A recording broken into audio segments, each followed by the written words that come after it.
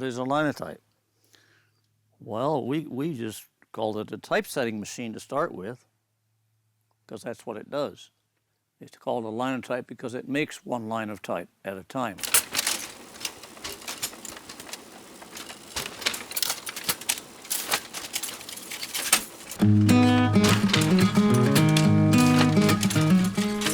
Try to harken it back to those Rube Goldberg contraptions.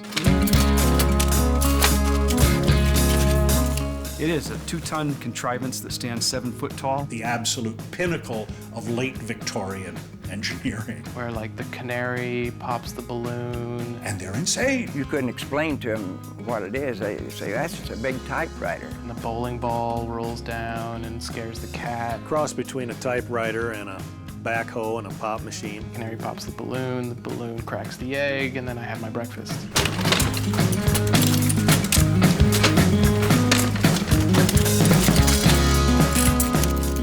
It's terribly complicated. It was invented by a German watchmaker. It has cams and levers. There's just a lot going on. There's belts and pulleys and everything's flying around in circles. It's things that would totally baffle most modern-day mechanics.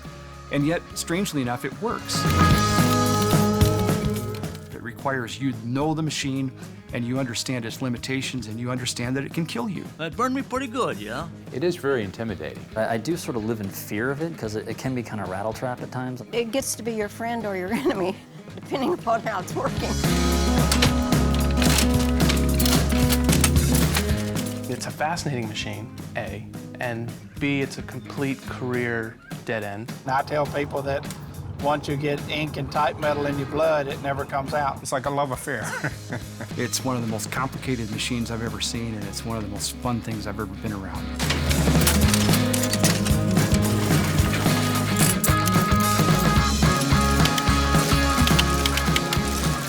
The great inventor, Thomas Edison, saw that machine and he says, hey, this is the 8th wonder of the world.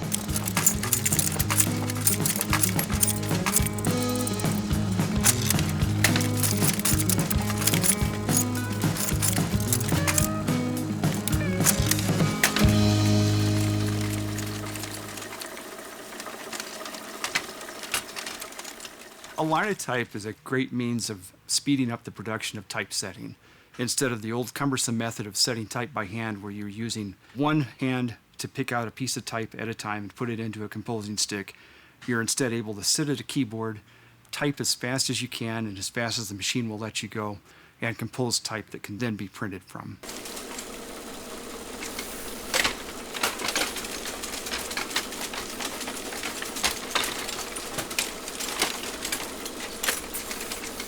You hear about people picking things up by osmosis.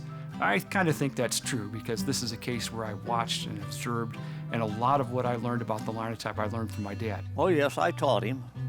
I taught him some of the basics of the printing operation, and you can see he has expanded since then.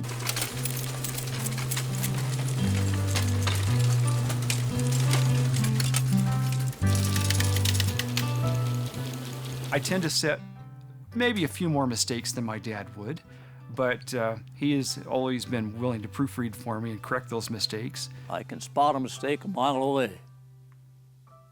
I can spot a misspelled word a mile away.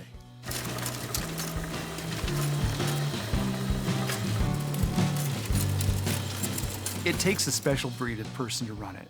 Yeah, I think that I'm that person, just crazy enough to think it's fun and just smart enough to keep it operating.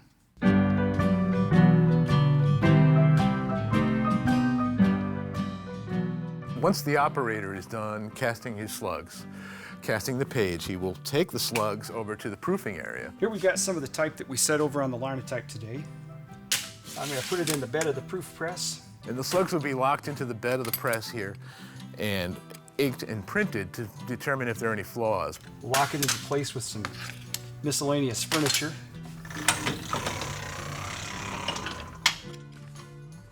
Hopefully it's a clean proof, so I don't have to go back and reset anything. Any mistakes, any errors would go back to the composer, he'd recast that slug, come back to the proofer, and so on until it was signed off on and ready to go on the press.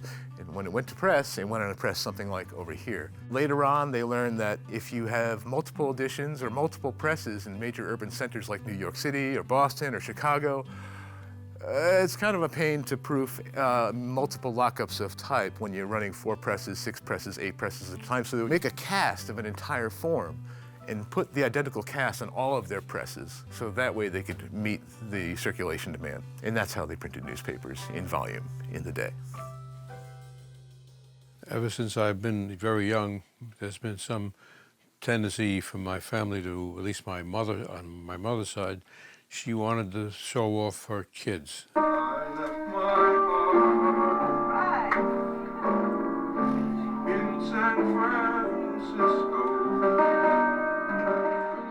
My brother and myself, and we liked to sing and dance around the house, and so we wound up being singers and dancers.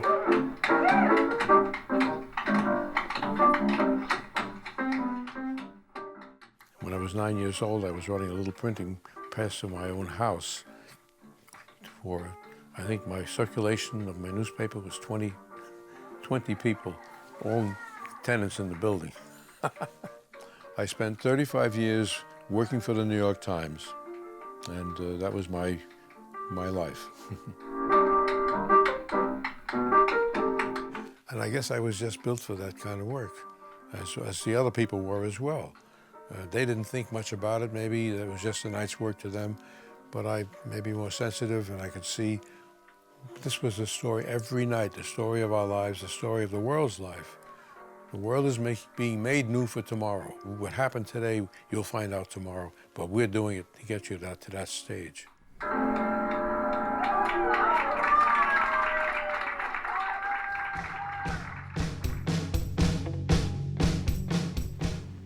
By means of printing, the fund of knowledge accumulated through the ages is available to everyone, rich and poor alike.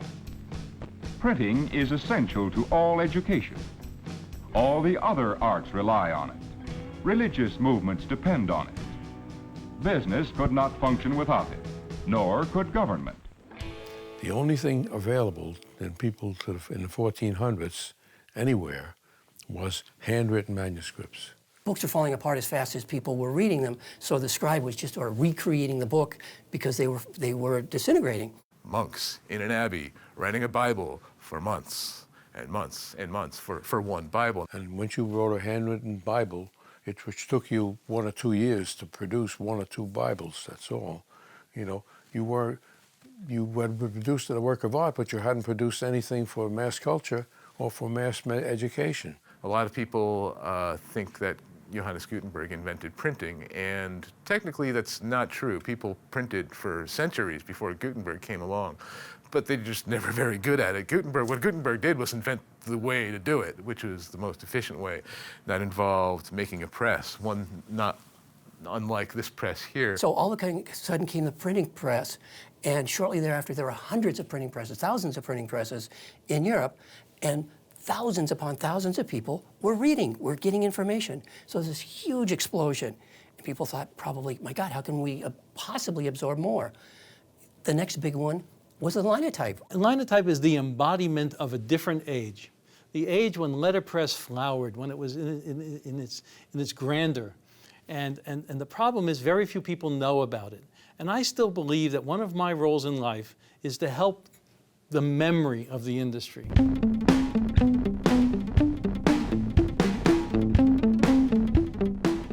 You had to have the Linotype machine because you had an army of people setting type by hand. Typesetting used to be done this way by everybody. One line of type at a time, one letter at a time.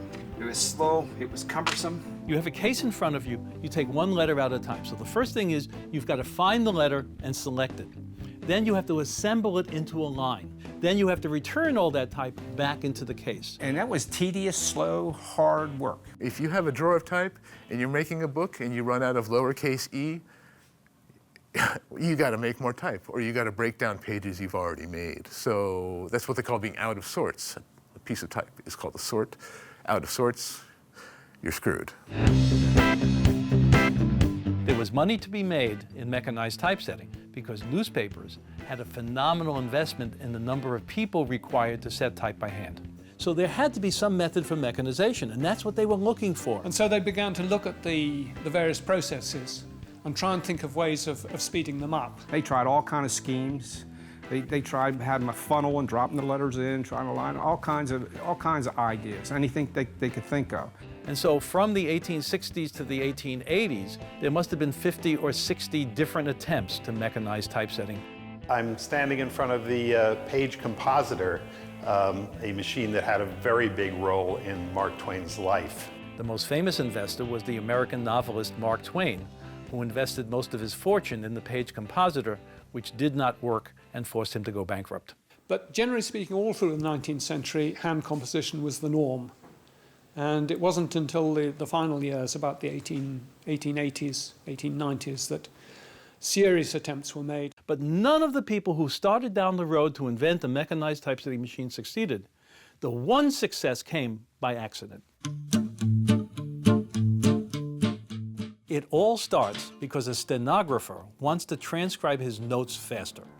James Ogilvie Clephane was a stenographer. He had worked in Lincoln's cabinet, was the fastest and most accurate stenographer of his day. He's so famous because of the fact that he could get his notes done fast and get them to all the lawyers and to the judge. And the way he did that was to use something called a lithostone, a polished stone using lithography, where the image is backwards, and then you could reproduce as many copies as you wanted. And he saw one brilliant way of using the typewriter. Why don't I take the paper, after I type on it, the ink is still wet, I'll turn it over and I'll rub the ink onto the lithostone. So now it's backwards. What a phenomenal idea. The problem is the ink dries at different levels on the paper. So he has the idea, but the typewriter is not going to do it for him. So he finds an engineer named Charles T. Moore. Moore comes up with an idea for a device with a cylinder, a typewriter keyboard, with a ribbon, and instead of doing a page, it does a line. You cut it apart, and then you rub the ink down onto the lithostone. This machine is not quite doing what Clephane wants, so they go to a machine shop called Elln Company, and there they meet a German immigrant, a new American, named Ottmar Mergenthaler.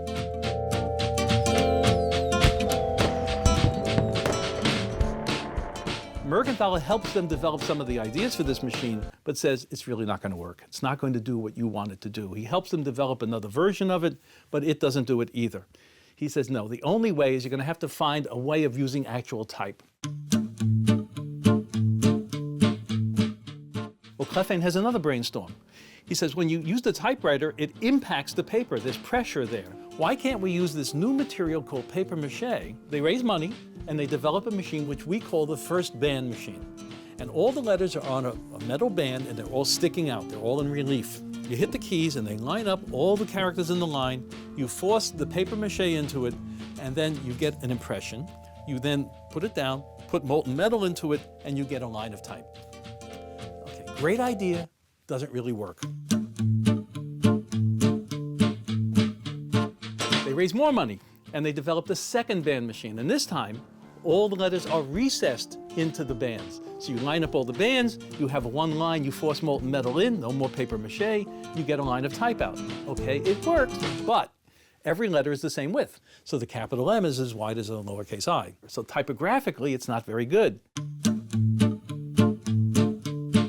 So Mergenthaler realizes at that point that every letter has to be an individual unit so it can be whatever width is appropriate for the design of the character. But he has to take the band and cut it into pieces so that every letter is an individual unit.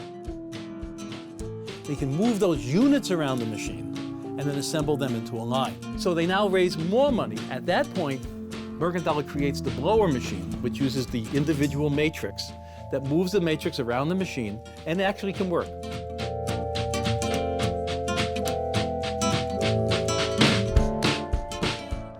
The Linotype machine changed the world, and it all started because a stenographer wanted to transcribe his notes.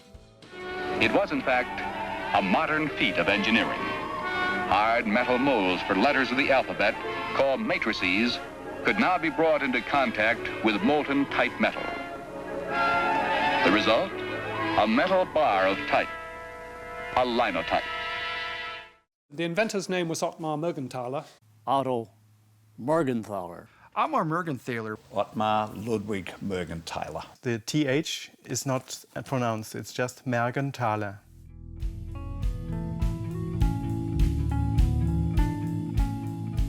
He was a watchmaker, I think, by profession, watch and clockmaker, so he was used to dealing with precision engineering work. If he built pieces and parts for a wristwatch, they had to be exactly right. You couldn't have them a little too big, a little too small. You're not going to keep time that way. He takes night courses in electricity and mechanics and starts to realize that he's going to be drafted into the Prussian army. He did not want that to happen. His parents didn't want that to happen. And they finally made some arrangement where he was sent out of the country. He comes to the United States in 1872. In fact, he comes off the ship called the SS Berlin, where he came over in steerage with a wooden suitcase. And it was at a place called Locust Point in Baltimore, where some years later, he would have his own factory. He made something that was right, and you could repeat it exactly the same. And there's a lot of watchmaking qualities in that Linotype machine. He was the creative genius behind this. Somebody else gave him the germ of the idea, but it was his genius that made the Linotype and made it successful. Son of humble parents, apprentice clockmaker, immigrant, skilled craftsman, inventor in 1886 of a machine that revolutionized an industry, a machine that pulled the mind of humanity forward 1,000 years in the space of a generation. The Linotype gave you the mechanization so that one person could do the work of 6.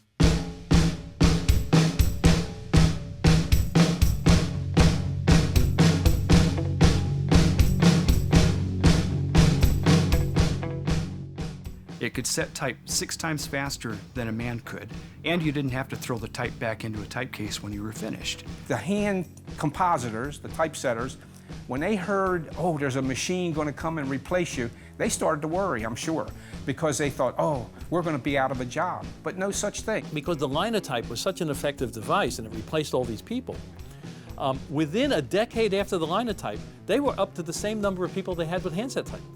Because the Linotype generated so much need for typesetting for books and magazines and newspapers. The way that this machine transformed information is probably its most significant achievement. If you look at literacy in the United States before the Linotype and after the Linotype, there's a gigantic jump because now you can set type faster. And because you can set type faster, you can print faster. So you look then at the number of books published in the United States after the Linotype. Look at the number of magazines. Look at the number of new newspapers that started. It was important because it made printing that much more affordable to the masses, not just in America, but around the world. Without the Linotype machine and the speed that it came up with, you would not have the communication system that you have now.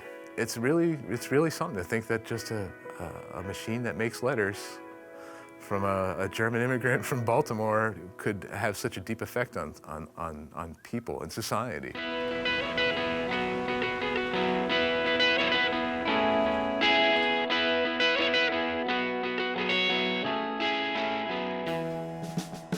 I'm Davin Kunze. I'm 34 years old. I'm a Linotype operator. I have people come in to see the shop. We have students come in from schools all the time, and they're in awe. They have no idea what this thing is or how it works, and I show them how the type is distributed back into the magazines, and it's magic. I like the fact that it's old. I like the fact that the way it works. It's not like a computer that I look at and I don't understand how the circuit boards are, making stuff do what it does. I'm incredibly happy that I know how it works. It's very impressive to the women. The operations necessary to produce a slug or line of type are divided into 3 groups: composition of the matrix line, casting of the slug, distribution of the matrices. The operator, depressing the keys, releases matrices from the magazine channel. The matrices are delivered to the assembling elevator in the correct sequence. Here's a close-up of some mats.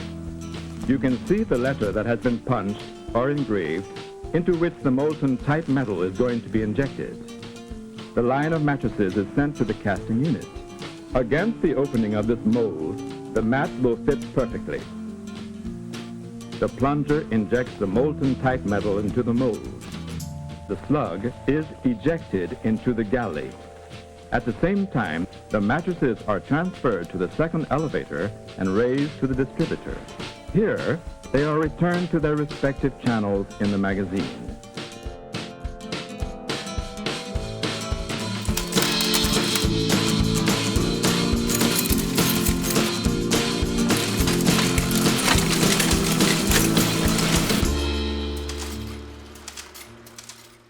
I mean, it's incredible, and it's incredible the thought power that went into figuring out how this machine works. I can't even wrap my head around it reading the manuals, let alone try to figure it out.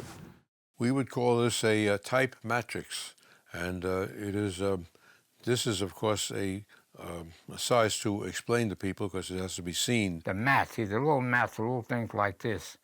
They come in all different sizes. The heart and soul of the Linotype machine is the matrix. This small piece of brass performs a vitally important job. It's a matrix, a mold for a letter. It forms, together with other matrices, a word in type. And then a line of words in type, a linotype. This is what sets the type. This is why it's a typesetting machine. Everything else is to make this work. This is a mat that actually went through 60 different processes to be manufactured. The tooth combination in every matrix matched up to the channel in the magazine. So as the matrices went to the top, they went along a distributor bar and then fell back into the proper channel. I'll sometimes be setting line after line of type, and then I just stop and kind of stare at the return and watch them drop down.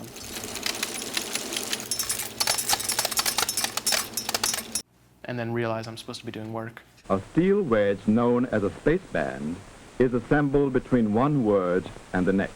At one point, when the line goes over to be cast, it forces the wedge up, and as it goes up, it expands the space between the words, justifying everything to the left and right-hand margin. Strange keyboard, if you don't know anything about the keyboard, has 90 keys on it. It starts out with the most used letter, which is a lowercase e, and it goes E, T, A, O, I, N, S, H, R, D, L, U, C, M, F, W, Y, P, V, B, G, K, Q, J, X, Z.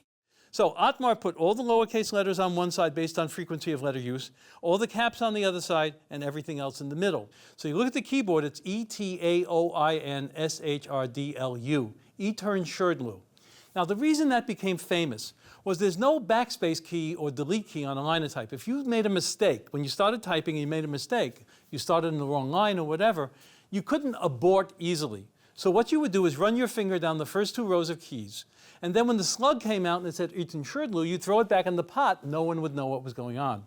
But what would happen, as fate would have it, is that that would wind up in print. And so all through the 20s and 30s and 40s, that was a big joke in the printing industry. Who is Etern-Sherdlu?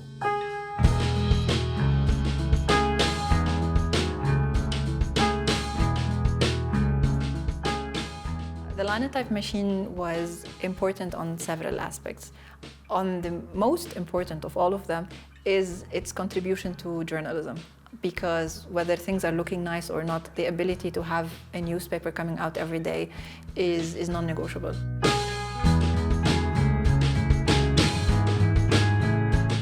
This is a shrine to the First Amendment, and part of that is the history of news. That's where we are right now. We're in the news gallery at the museum.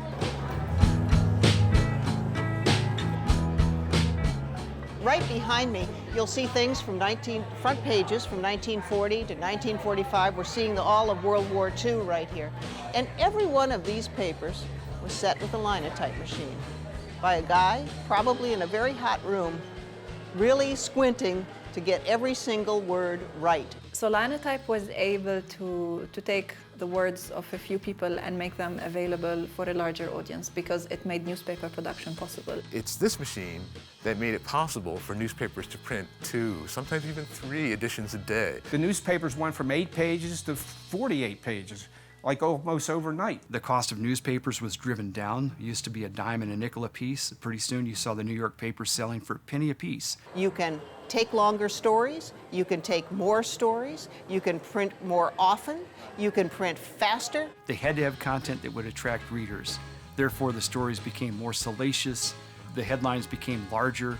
If it involved a murder or sex or gambling, it was sure to draw readers in. Even today, with the gossip channel, TMZ.com, Twitter, they got to know now the latest joke, the latest have you seen it, the latest web video, viral or what have you. I mean, it's the instantaneousness of the fact that drives the business. The need to read, which stirs the very souls of men, is more evident in the present era of progress than ever before.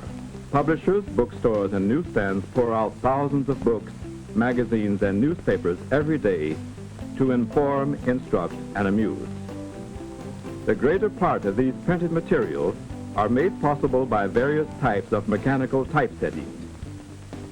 Machines which set type up in line, cast from molten metal, first introduced at the close of the last century, are now the most widely used. Linotype was one of the most profitable companies you can possibly imagine. Newspapers had to buy machines, they had to buy new fonts, they had to buy mats that wore out, they had to buy parts for the machine, they had to buy service for the machine where it was necessary. The Linotype company was a cash cow.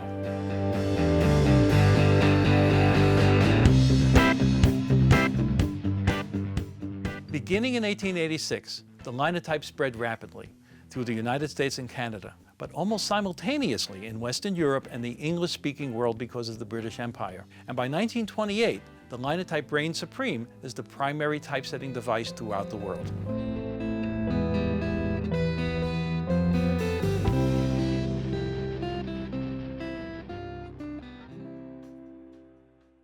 But Mergenthal's biggest problem is he can't stop inventing. He keeps improving the machine. He keeps coming up with new ideas, and the problem is the investors want to be able to ship machines and make money from them.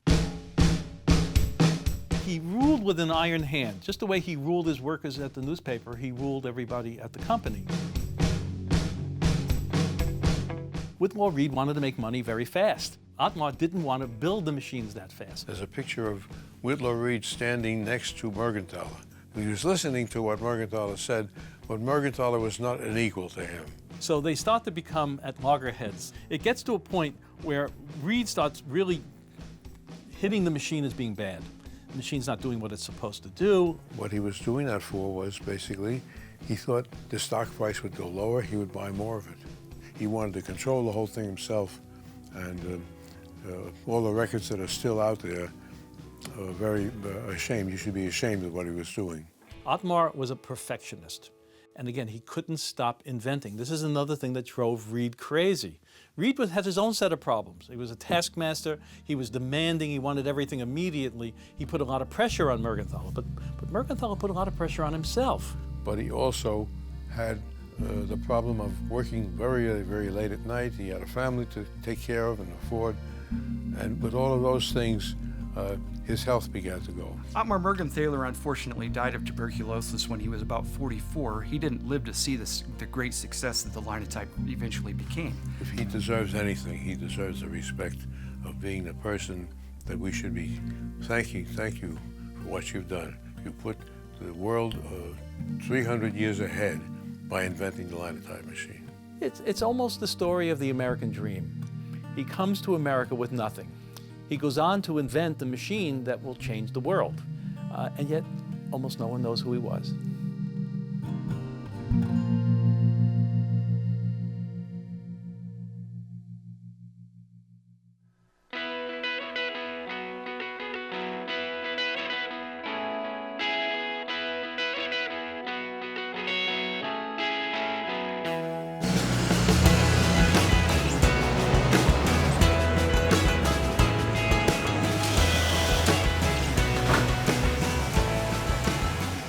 That's the first question people ask me when they find out I'm the public printer. They want to know if I print money, and I say no. And then they say, well, can you get me my passport? And I say no, and then they just move on. We print the Congressional Record, the Federal Register. We print the Code of Federal Regulations. We've printed every significant historical document in the life of the nation since 1861. So our first big historic job was probably the printing of the Emancipation Proclamation in 1862. The stumbling block in terms of efficiency and speed was that we set everything by hand. And when we really turned the equation around from minutes per line to lines per minute, our work here just exploded. Well, the Linotype battery GPO, as far as I know, was probably the largest in the world.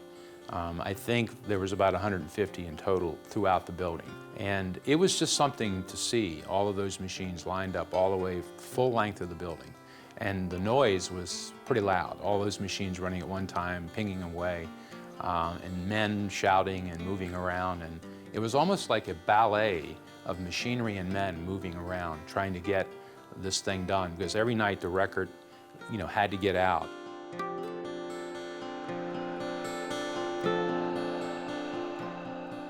It's just fascinating how every piece is an integral part of one action leads to another action, and I've just found that to be interesting as hell. I was a Linotype machinist. I repaired them. Worked with a head machinist who was a little reluctant on teaching me at first because he knows I had 2 fingers gone, so he didn't ever figure I'd be able to do it. He used to go out for lunch every day, and while he was gone for lunch, of course I had to cover the 11 machines, I'd make sure I took one of them apart. And when he came back, he'd see that I had taken it apart, and he'd hit the roof, but that was okay. He had to put it back together again. In the meantime, I was looking over his shoulder, getting, garnishing all of his knowledge. What's really nice is when you come across some of the old timers that used to run these machines and stuff, they just, they love it when they see a running machine. They'll be out in the vestibule there or in the hallway, and you hear the click, click, click, click, click, and all of a sudden they're attracted like mice to cheese, okay, coming in the door because they hear that sound. You've got the clink of the matrices as they fall down into the assembling tray. You've got the sounds of the mold disc being pushed up against it. You've got all 13 cams spinning at the same time. You're adding all of these different sounds to the whirring sound that's been going, reassuring you that the machine is on and that it's working right. The whir, and you hear just a little tap noise. Click, click, there's a clink, which is the space band. Click. The elevator moves down, you hear it go clink, and then you hear the sound of a shh, and then that last line comes out and goes clunk and drops in place. And then that's followed by the cascade of mats as they fall back down into the distributor, down into the magazine. And you hear that brass against brass sound as the mats hit each other. You'd hear clink, clink, clink, clink, clink, clink, clink, clink, clink, wherever that mat was going to drop. It's just a cacophony of sound, but it's in its own a Linotype symphony. And that's the sound that they grew up with, something that they did for years.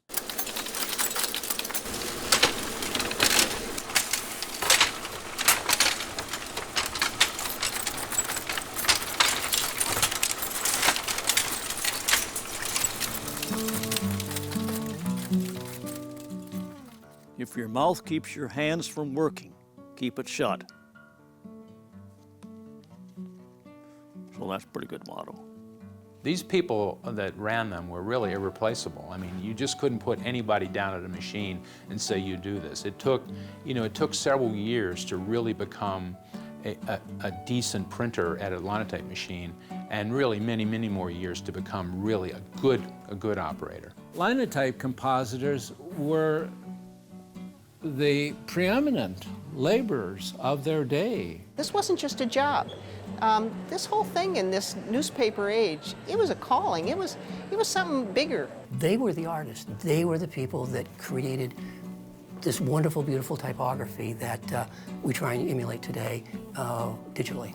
The people who operated them were talented, artistic people posing as industrial types in dirty coveralls, They saved you from making stupid errors, especially those guys the compositors really saved you from making stupid errors from upstairs. And sometimes the guys in composing would find an error in the story while they were putting it in and say, did you mean to say he was guilty? Because everything in this seems to say he's not guilty.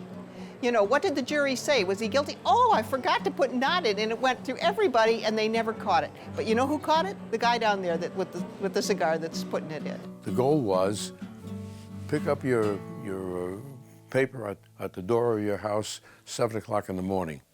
That's the goal. And you wouldn't care how you worked it or how you did it at night or when you went to press. That's your problem. Our problem is we want a paper there in the morning, first thing. You had a deadline on Thursday, and you didn't dare miss that deadline, because if you missed that deadline, they couldn't print the paper. Then if the paper didn't get printed, it couldn't get in the mail. It'd get in the mail, the subscribers wouldn't get their paper till late, and they wouldn't like that. So it was a vicious cycle. It was not easy, but it was fun.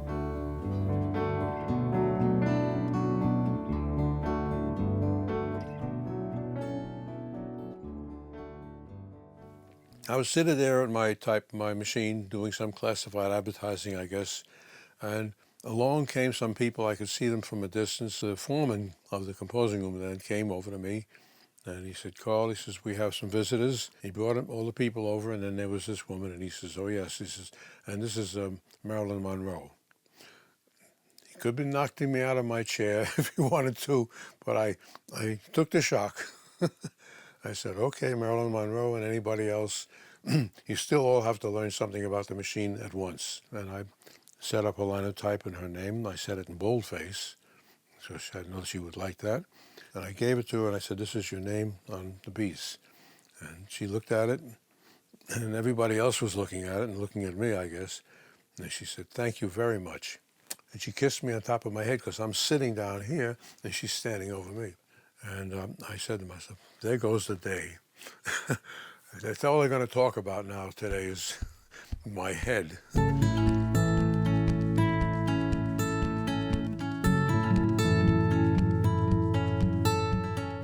In Memoriam, City of Boston Printing Department, 1897 to 2010.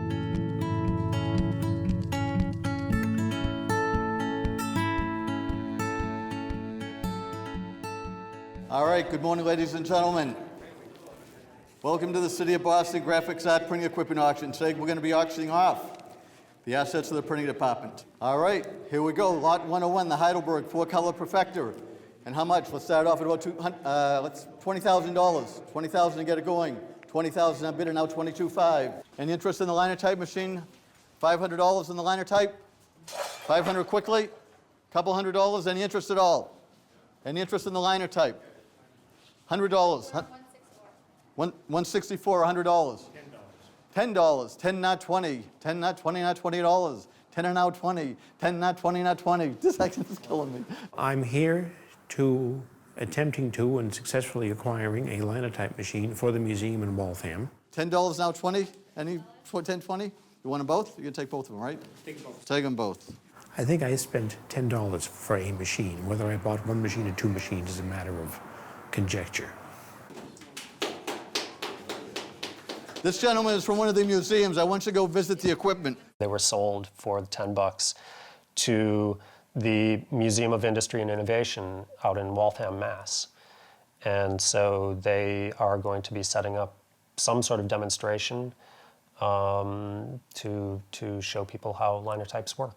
Thank you very much. I appreciate it. Very much. Good luck. You'll enjoy these. I'm gonna need it. All right. Now, 166. I know what the machine does and I know why it does it. As far as the operation and maintenance, I'm very much in the dark on that, but I guess I'm going to have to learn. Can you get that? Of course, it's got my name and address on it. Maybe you shouldn't be photographing that. Do you know anybody who wants a second machine?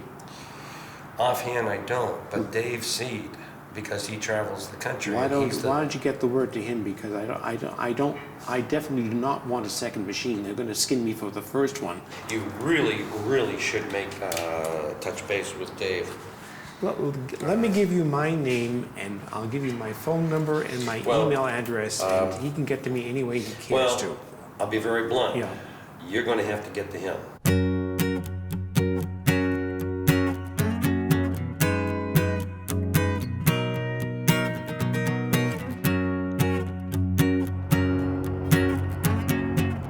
I'd say since '95, I've probably worn out 4 vehicles and over 1 million miles, I would say.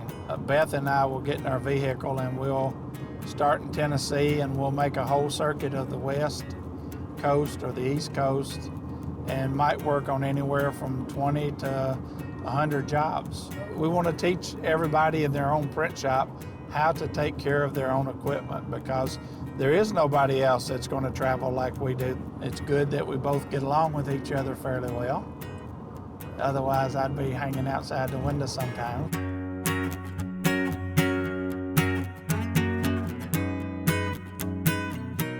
Basically, we're going up to see a customer at White Star named Tim Trower, and he wants a mouthpiece put on his Linotype.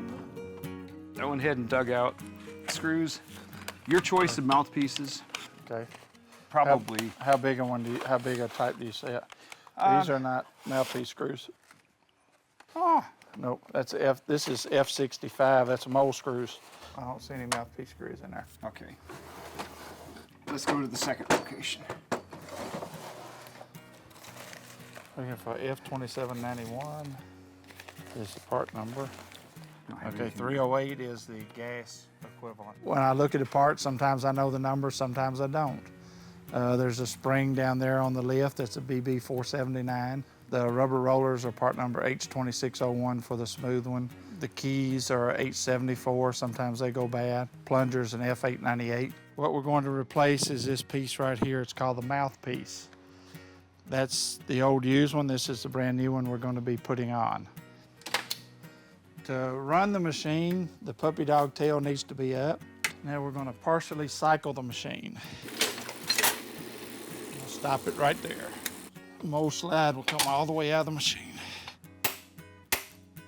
One of the things, if this throat is dirty, you'll get bad slugs. They won't look good, they won't fill up. I've seen him work on a machine on a project that would have me literally cursing and tearing my hair out. And he breaks a sweat, and that's about it. This is a throat saw for a Linotype.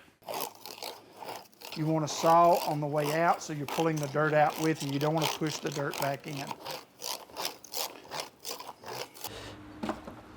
Yep. Good flow. What I just did was I pushed the plunger down again so that the metal would squirt out all the holes, and you could see if you had a good flow to every hole and a good stream, and it looks like we had plenty of stream, plenty of pressure on all holes, so looks like we're good right here. Squirt number 2. Well, what I like about Dave is that he shows you all of his secrets. He is a great teacher. He wants you to learn what he's doing so that the next time you have a problem and he's in England on a service trip or in New England, you can take care of it yourself.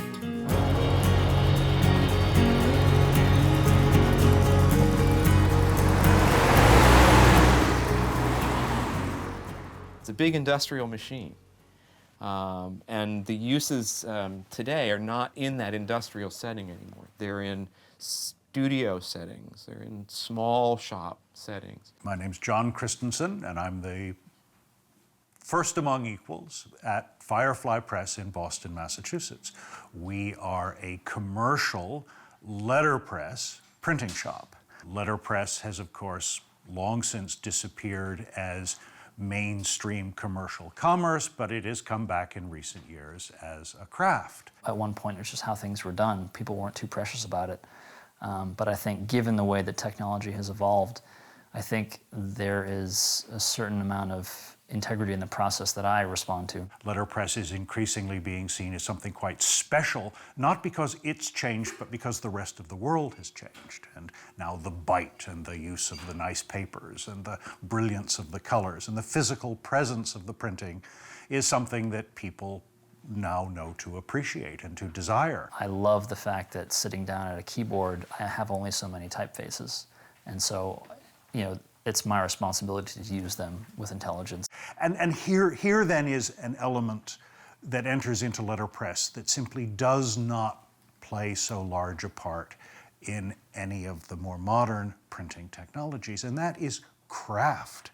The simple knowing of a technique. Craft means you care and you know about what you're doing. I think anybody that's going to study typography needs to get rooted first in the letterpress method whether they set type by hand or use a Linotype or a Ludlow. They need to know how to use type before they use it.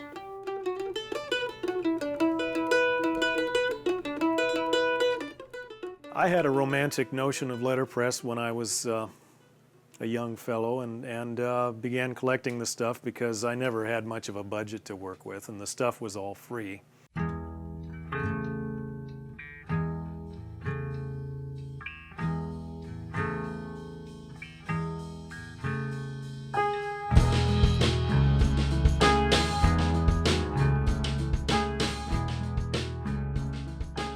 I studied journalism in college, and I always wanted to publish my own journal or magazine.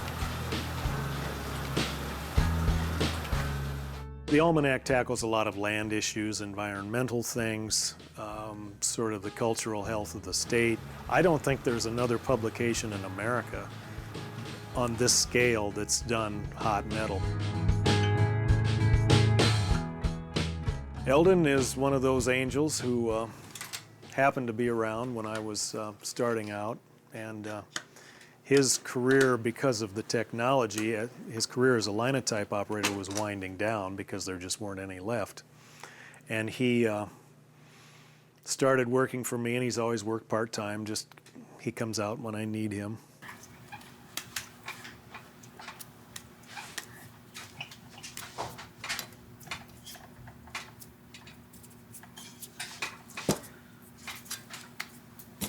There would have been no Wapsipinicon Almanac, at least in its current incarnation, without Elln. One of the reasons that newspapers like to employ deaf people is because they weren't bothered by the noisy working conditions. And yet, strangely enough, even though they couldn't hear the machine, they could sense what was going wrong with the machine and were able to respond to it just about as quickly as a hearing person.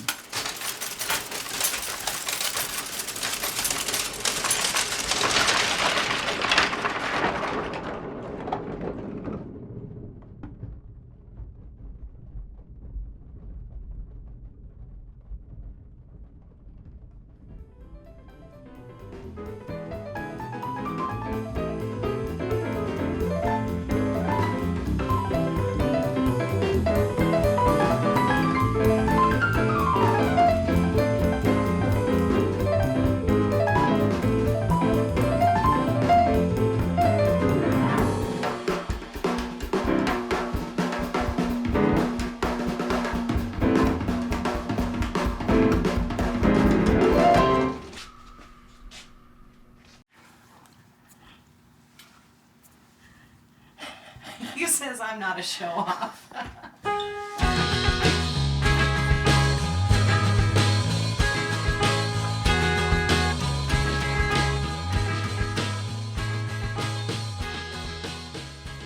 It's very easy to go into a lot of print shops and see hand printers working. Very few of them have the experience of seeing a full working Linotype machine that we have here with our Linotype operator, Mr. Ray Loomis, who comes here every Saturday as a volunteer.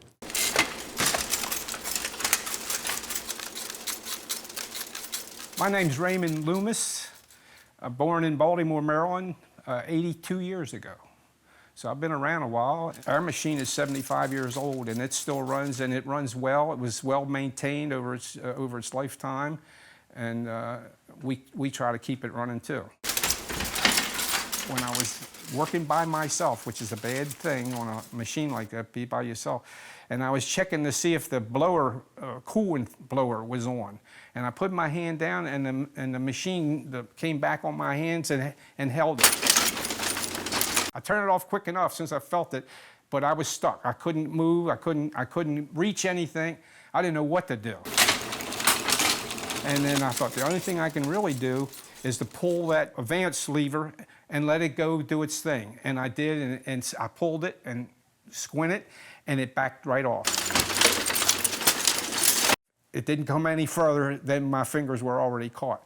And they were black and blue for a while. There was 2 or 3 of those fingers there. Operating a Linotype can be a little frightening. You don't hurry on the Linotype. You clear your head before you start, and you can't be thinking about a lot of other things. There's a lot going on, a lot you have to watch for. This is all pre-idiot proof, all pre-OSHA equipment. The assumption was you knew what you were doing. There's so many moving parts, and there's metal that's 550 some odd degrees that could explode on me at any minute. There's something we call the squirt. Lead will squirt out, and you're used to, when you hear a certain sound, you shove back. That meant that there was something wrong in the setting line, where there was a gap of space. That space was going to be filled with hot metal, and it was going to come at you. And when lead comes out of that thing, it's got to be right on the button. You get so attuned to the machine that you can hear it getting ready to squirt. And if you're good, you can get out of the way. Otherwise, you get a pant leg full of metal. But then a lot of times I'd jump out of the chair before I would, while I was casting, just in case I didn't do it right. I saved my first squirt. I have it somewhere. I'm not sure where it is.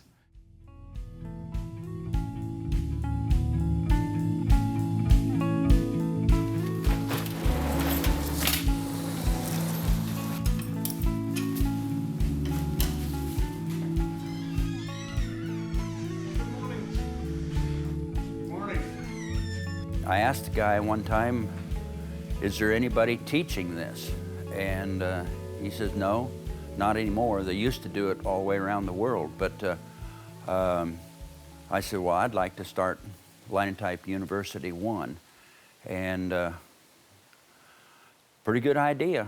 If you read the word that says Linotype University, you're thinking of a campus with big buildings or something. Well, yeah, that's not the printing business. This is Linotype University 8 class. This is where people come to the United States, to Denmark, Iowa, to learn how to operate a linotype. I probably learned more about the machine this week than I ever had in the 15 years or so that I operated the machine.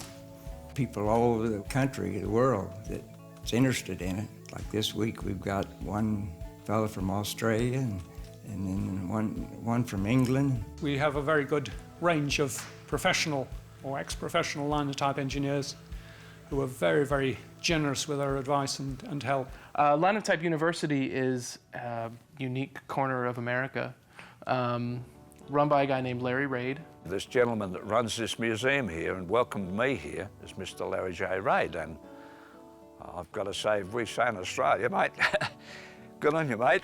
And he, from what I could gather, is just a fanatic for the machine and taught himself how to use it. His two passions are vastly different, linotype machines and locomotives.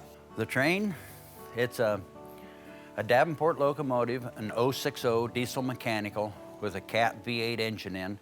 I rebuilt 6 miles of railroad track with that Ford 8 in, had a little boom on the back.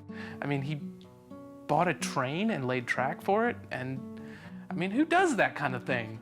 Larry's a collector. It's very hard for him to part with anything, as you can see. Most of the places that have them are museums, and if they have one linotype, they don't need 2 of them. If they have one printing press, they don't need a 3rd or 4th or 5th one. And I'm not that way. These are a couple linotype, intertype that I'm using for parts. And as we go down, there's another linotype over this way. I've just been a collector, and I just keep collecting and keep collecting, and now I've got something over 90 of them altogether. What some people don't understand about Larry is his dad owned a junkyard, and so Larry grew up in a junkyard. So having machines sitting outside or rusting or whatever doesn't surprise Larry. Larry, oh yeah, we'll get that running, oh, we'll fix that. And so it's just sitting there waiting to be restored again. Because to Larry, nothing is ruined. It's all still good. It's metal, it'll fix. I've also encountered people that sort of belittle the whole program, and I can see why. He's not classically trained. He wasn't trained by Linotype to do this. But in his own way, he's a total genius. There's so many people that have called and said, well, Larry Raid says call you, or Larry Raid says this, or Larry says that. And it's because Larry's excited, other people get excited too. He's the kind of prophet that I think this sort of thing needs, this gospel, if you will, needs is somebody who's passionate and maybe a little bit crazy. You need that, I think.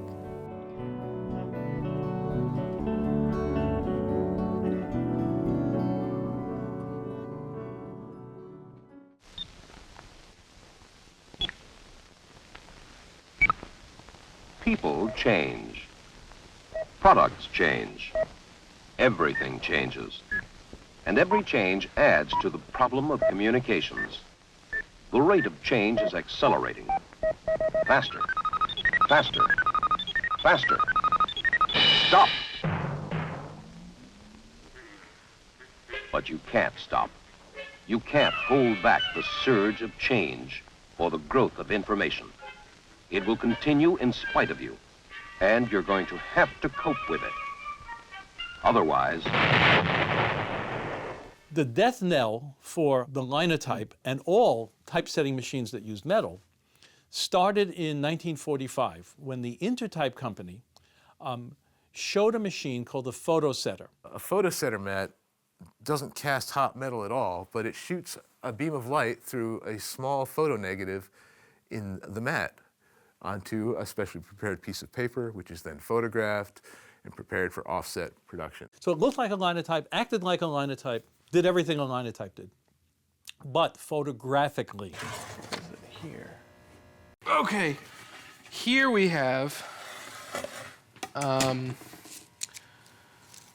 I don't know if you can get in on that. It's from the New York Times. It's the last standing type as Times went from hot metal to cold metal type. But I believe this is a page of the obituaries, which is kind of sad, isn't it? In one way, you felt sadness. You had to, because you knew it was coming eventually, like a dying patient.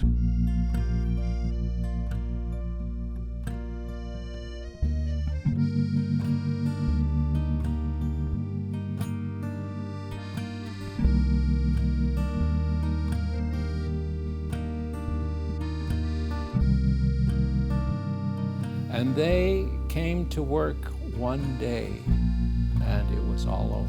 I've been a printer now for 26 years. I've been in this place for 20 years. 6 years apprenticeship, 20 years journeyman. And these are words that aren't just tossed around. All the knowledge I've acquired over these 26 years is all locked up in a little box now called a computer.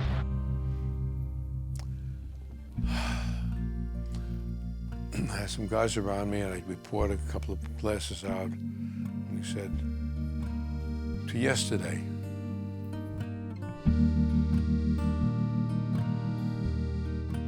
So we said goodbye to the past and hello to the future.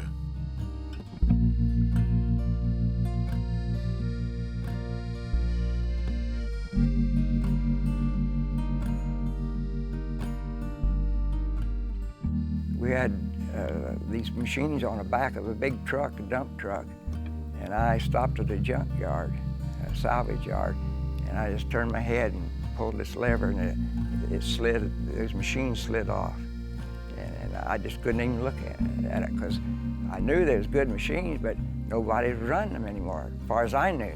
And the records on me, and I just smashed it up with a big 12-pound hammer, and I thought, oh, that's the sad part of it all. At the end of Linotype's usefulness here, there was no market for the machines.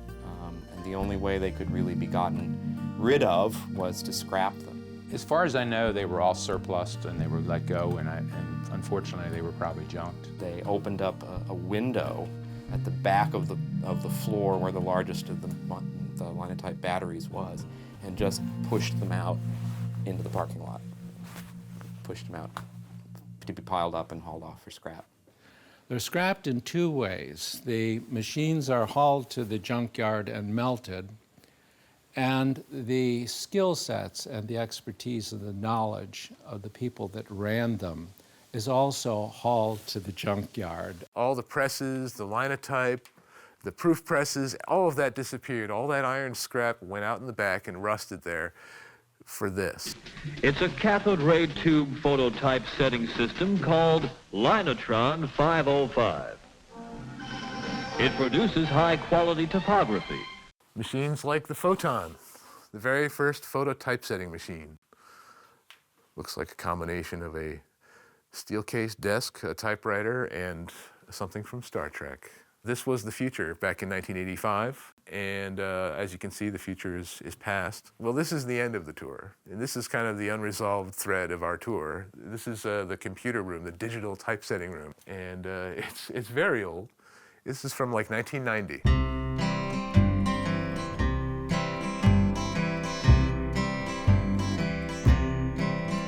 Farewell, farewell, and one should lose. The best years of my life I've spent with you.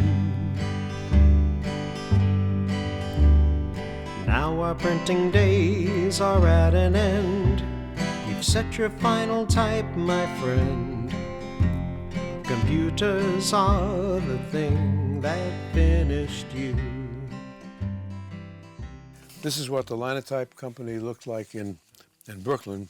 At one time, two square blocks were the factory. One square block was where they made the machines. The other square block was the headquarters and the matrix manufacturing. It's now a storage facility for some moving company. It's very sad. You've got to go.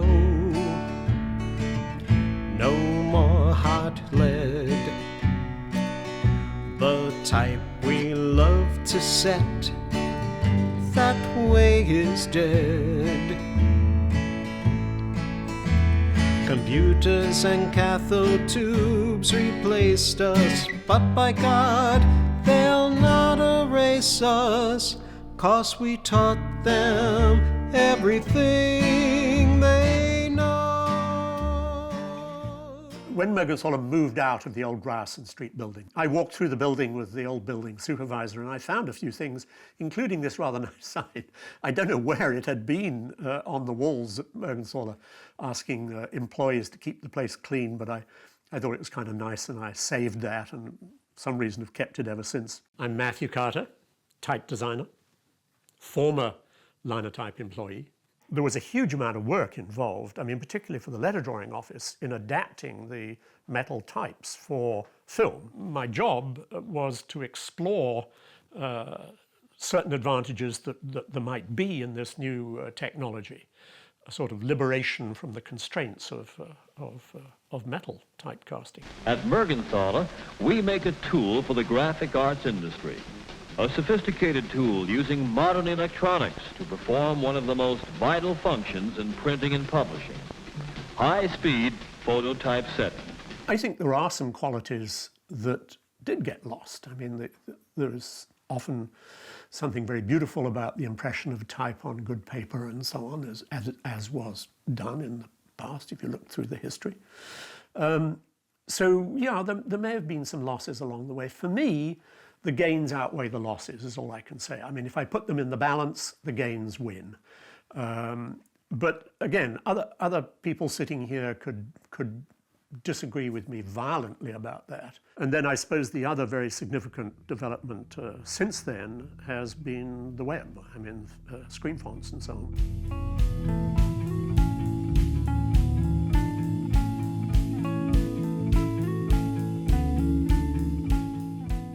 The Linotype GmbH has taken over is the responsibility for the typefaces, but not for the mechanical parts. So we have sometimes customers asking here for spare parts or whatever to the machine. We have no material and we have no solution for that. Linotype of today, the current company, has no relationship at all with the Linotype machine. The machine is no longer in use or whatever. And the other Linotype machines which Linotype has developed also disappear from the market. But what we see is the heritage to continue with our typefaces. The Linotype machine had a really good contribution to type design. This is secondary in terms of the overall population, but for the type design world, this is really important because the fact that the Linotype machine became so popular in around the globe gave it enough capital to be able to invest in good typography.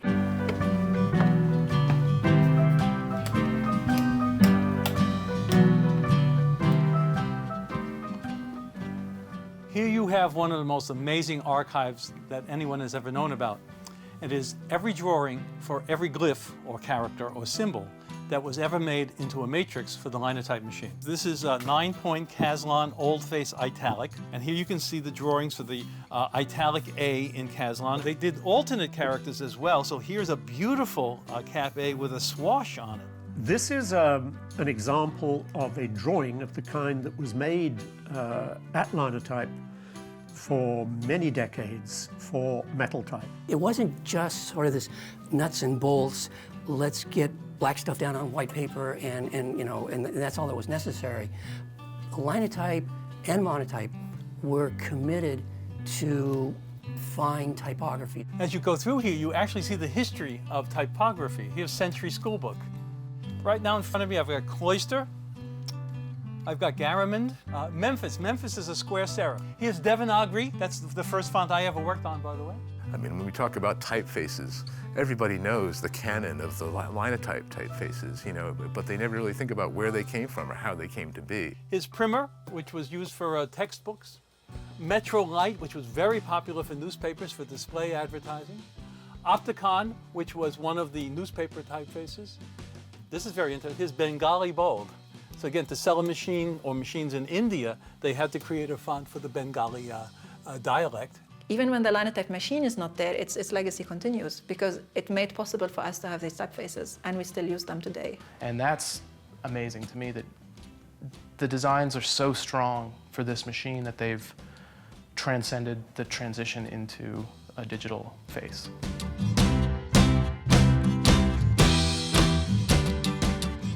If the 90-some machines are gone to the junk man, all my endeavors have gone down the tube after I pass away. So someday I will. My wife is probably going to throw the machines in the hole right after me. The only way you're going to keep me down. Hopefully they'll go on to somebody else that will take them and learn how to use them. Hopefully I'll find somebody that wants to learn the machine and I'll be able to teach them. Then the best case scenario, if that doesn't happen, is that they go to a museum where they're at least preserved as a static display of what they used to be able to do. Worst case scenario, somebody's going to come in here, look at them, and go, man, that's worth 9 cents a pound. A scrap metal man would want money to break one up and remove it for you. But that's why those guys are usually measured by size 17 shirts, size 17 shoes, and size 17 IQ. They weigh about 4,000 pounds, so I think scrap's going right off 280 a ton in this area, someone told me today.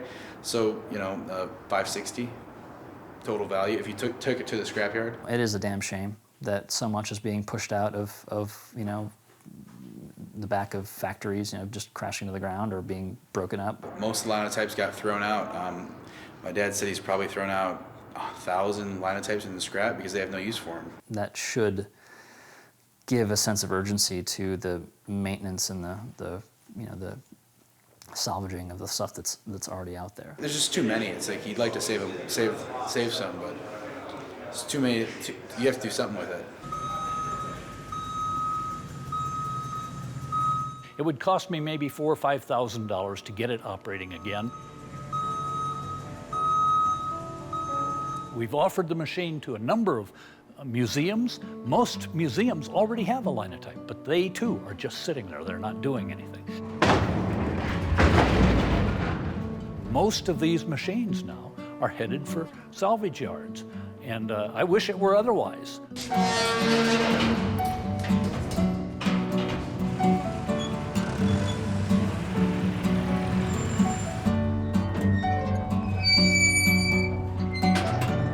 So we have made the decision to take this to the salvage yard with a few tears. It's not what I really prefer to do.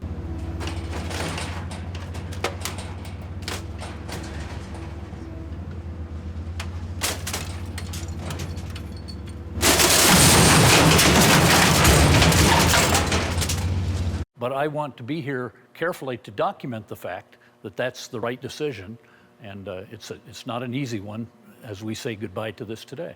I guess I'm glad not to have to watch it, because I know how finely machined this thing is, what a fine tool it is. And to see it just destroyed, my mind keeps going back to the inventor, Otmar Mergenthaler, and that hurts.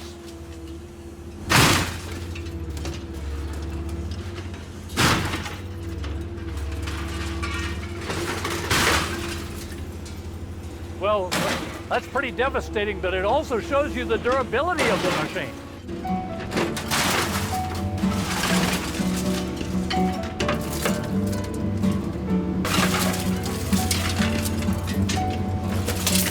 It was emotionally tougher than I expected it to be. Oh, a little twinge of regret, but not really, because, hey, everything's got to make way. And even Otmar Mergenthaler's Linotype has to make way. Over the next few decades, without Dave's seat and people like him, these machines will just stand here idly. After a while, because they're doing nothing, they will sell them for scrap metal. Being a young operator and learning this stuff from people that are 80 years old is also feels like a bit of a responsibility, that I should learn as much as I can while I can. If it's to survive, if it's to be appreciated, and if it's to endure, I think someone's going to have to pass it on.